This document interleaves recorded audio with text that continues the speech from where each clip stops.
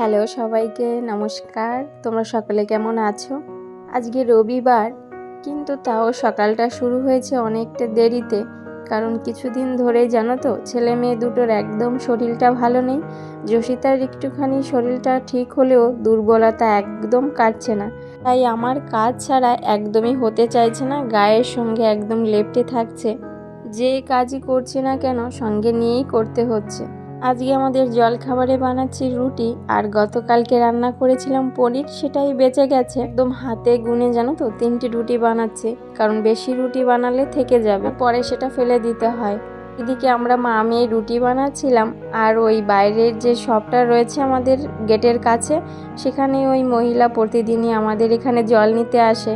তো যশিতার সঙ্গে বেশ একটা ভাব, দেখেছো তো, যখনই ওই জ্বালানা দিয়ে একটুখানি ডাক দিয়েছে এমনিতেই মুখে হাসি ফুটে গেছে, আর আন্টি আন্টি বলে বেশ অনেকক্ষণ ধরেই আন্টির সঙ্গে গল্প করছে। দুষ্টুমি করতে কিন্তু একদমই ছাড়ছে না, দেখেছো তো, ওই রুটির মাঝে আঙুল দিয়ে টিপে টিপে কি করেছে। রবিবার দিনটাতে আমাদের প্রতিটা গৃহিণীরই থাকে প্রচুর কাজের চাপ, তবুও কিন্তু আমরা এই রবিবারের দিনের জন্যই সারা সপ্তাহটা অপেক্ষা করে থাকি। এইদিকে রুটি বানাচ্ছিলাম আর সঙ্গে সঙ্গে রান্নাঘরটা একটুখানি পরিষ্কার করে নিয়েছিলাম। তারপর ছেলে মেয়েকে সঙ্গে নিয়ে খেয়ে নিয়ে আবার দুপুরে রান্না বাজার গোছানো এই সমস্ত কাজে লেগে পড়লাম। জানো তো, প্রতিটা রবিবারেই আমার ছেলের ওর পছন্দের যে খাবারগুলো থাকে তার একটা আবদার আমার কাছে প্রতি রবিবারই করে থাকে, আর সেটাতে আমার ভীষণ ভালোও লাগে। আজকে আমার ছেলের আবদার ছিল মা আমাকে চিকেন বিরিয়ানি করে দেবে। তো দুপুর থেকে আমার সেই প্রসেসিং আবার শুরু হয়ে গেল। বড় বড় সাইজের 6-7টার মতো পেঁয়াজ কেটে একটুখানি পেঁয়াজ বেরেস্তা ভাজার জন্য বসিয়ে দিয়েছি, আর এই দিকে ওই ধনেপাতা পুদিনা পাতা এনেছে, সেটাই পরিষ্কার করে বেছে নেব। বিরিয়ানি করাতে জানো তো, এই ধনেপাতা পুদিনা পাতাগুলো পরিষ্কার করা আর পেঁয়াজ বেরেস্তাটা যদি গুছিয়ে নিতে পারি, তাহলেই মনে হয় যেন বিরিয়ানিটা খুবই সহজভাবেই হয়ে গেল, সময়টা অনেকটা কম লাগে। তারপর আমি জানো তো বিরিয়ানি কখনোই কলকাতা স্টাইলে আজ অবধি বানাইনি, কারণ যবে থেকে ওই রান্নার হাতে খড়িটা নিয়েছি এই অন্ধ্রপ্রদেশ থেকেই, তো তাই ওই ধরনের মশলাপাতি আমার হাতের কাছে অ্যাভেলেবেল না থাকাতে আমার ওই বেশ কিছু আইটেম জানো তো কলকাতা স্টাইলে আজ অবধি নিজের হাতে বানিয়ে খাওয়ার সৌভাগ্যটা হয়নি। আজকের বিরিয়ানিটা ওই সাউথ ইন্ডিয়ান স্টাইলেই বানাবো। তবে বাঙালি বলে কথা, আলু না দিলে কি বিরিয়ানি কখনো সম্পূর্ণ হয় বলো তো? আর ছেলে মেয়ের তো আলু পছন্দ, তাই বিরিয়ানিতে আলুটা আমি অবশ্যই দিয়ে থাকি। আমি যখনই বিরিয়ানি বানাই না কেন জানো তো, পেঁয়াজ বেরেস্তাটা একটুখানি পরিমাণে বেশিই করি, কারণ জানি শেষের দিকে যখন আমি ওই রান্নায় ব্যবহার করতে যাব তখন দেখবো অর্ধেকটাই পড়ে রয়েছে। যখনই নামিয়েছি ঠিক তখন থেকেই টার্গেট করছে, দেখেছো তো কিভাবে খাচ্ছিল।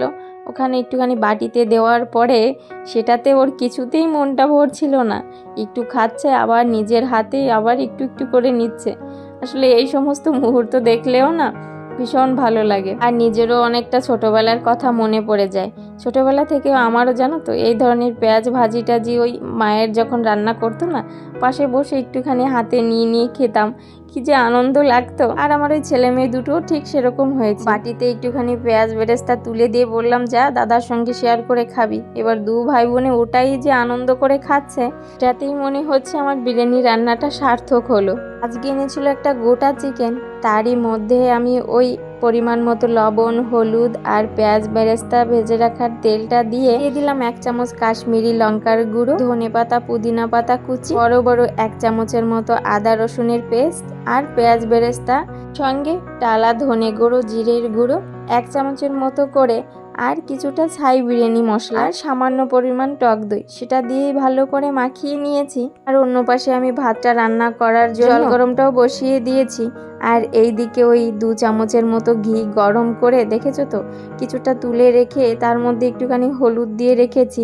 এটা বিরিয়ানির উপর দিয়ে দিলে কালারটাও বেশ সুন্দর আসে, আর ঘিয়ের গন্ধটাও না দারুণ বের হয়। বাকি ঘিটাতে আমি ওই ম্যারিনেট করা চিকেনটা দিয়ে ভালো করে ওই ঢাকা চাপা দিয়ে মিডিয়াম আঁচে কষিয়ে নিচ্ছি, কোনো জল ছাড়াই, কারণ চিকেন থেকে অনেকটা জল বেরিয়েছে। রবিবার দিনটাতে তো আমি প্রতি সপ্তাহের থেকে একটুখানি বেশি ব্যস্ততা থাকি, বিশেষ করে ওই রান্নাবাড়ি নিয়েই। সঙ্গে থাকে মুগ্ধর হাজার একটা বাহানা বায়না, সবটাই আমাকে ম্যানেজ করতে হয়।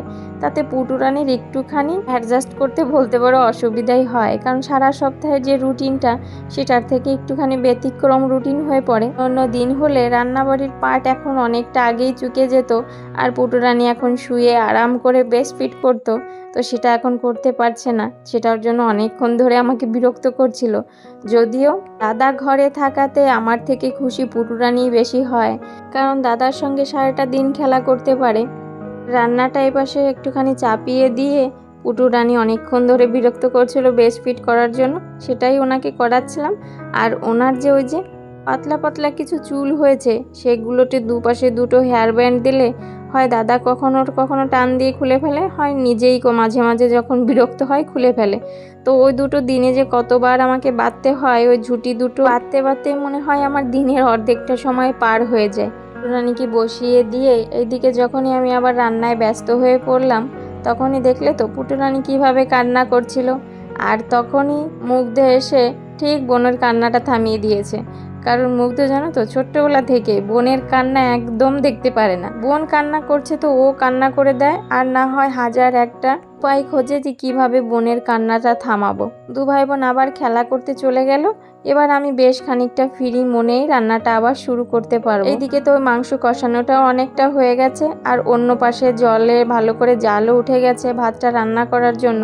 এবার ওই ভাতটা ওই 80% মতো ফুটিয়ে নিয়ে তাতে ওই লেয়ারের মতো করে দিয়ে ওই আধা ঘন্টার মতো দমে রাখার পরেই তো বিরিয়ানিটা একদম রেডি। যেহেতু এটা আমার মুগ্ধর জন্য স্পেশালি রান্না হচ্ছে, তাই ঝালের পরিমাণটা জানো তো খুবই কম দিয়েছি।